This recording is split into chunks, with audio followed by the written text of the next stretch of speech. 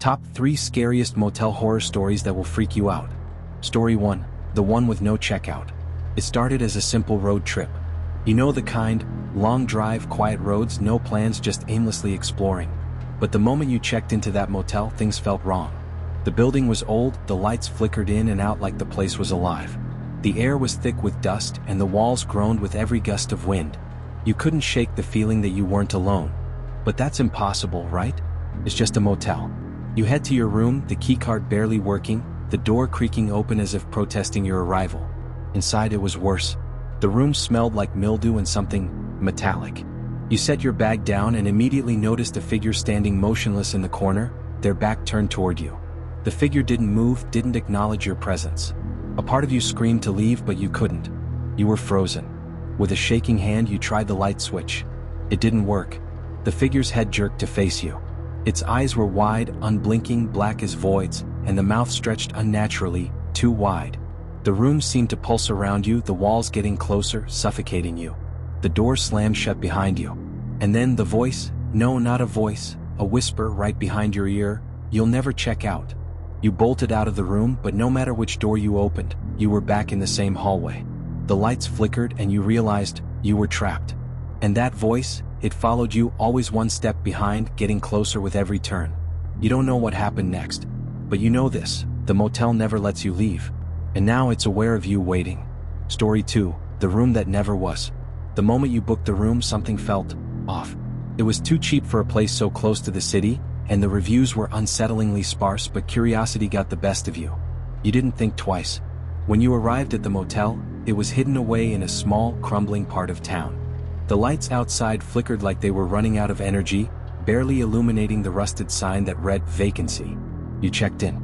The clerk didn't speak a word, just handed you a key, his cold eyes fixed on you like he knew something you didn't. The key was old, heavy, with a brass number tag that looked as if it had been there for decades. You made your way to the room, your footsteps echoing in the eerie silence of the hall. When you opened the door, you were hit with a suffocating cold. The room was completely dark except for the faint glow of a television in the corner. Strange, it wasn't on, but it hummed with static. You tried turning on the light. No luck. The TV crackled louder, but the static was different. It wasn't just random noise. It felt deliberate. And then you saw it. The figure on the screen. A face. Not a person, but a thing, its mouth gaping wide, eyes bulging, staring directly at you. The screen flickered and the image warped, pulling you into the static. You backed away, heart racing, but when you turned around, you were no longer in the room. The walls shifted, the room rearranging itself, becoming something else. There were no doors, no windows, just endless blackness. And that figure, it was coming for you. Now you're still there, trapped in that never-ending room. But you don't remember how you got here, and you don't know how to get out. The static whispers your name.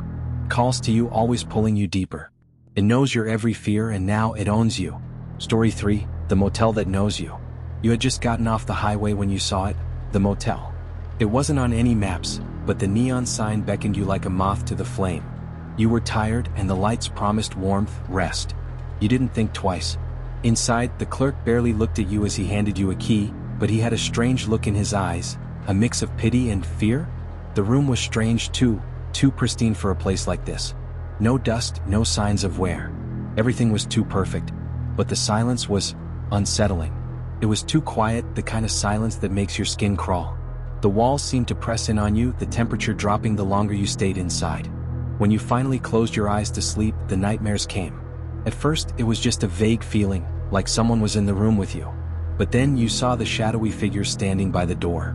Their eyes glinted in the dim light, and they didn't move. They just watched. You tried to call for help, but the words stuck in your throat.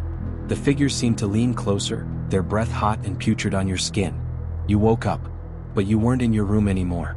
The walls were now covered with scratches as if something, or someone, had been clawing at them. The motel was no longer empty. It was alive, shifting and changing around you. The clerk's eyes, still in your memory, haunted you. They weren't just pitying you, they were warning you. And then you realized, the motel wasn't just a place, it was a living thing. It knew everything about you, was watching you. And now it had claimed you. There is no escape.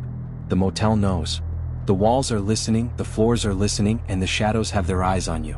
And just when you think you're free, just when you think you're out, you're back. Always back. So what do you think? Did you feel it? The chill down your spine, the tightness in your chest? The motel, whatever it was, it knows. And now, so do you? Don't think you're safe, because it's always watching. It knows your name, your fears, and the moment you heard this story, it marked you.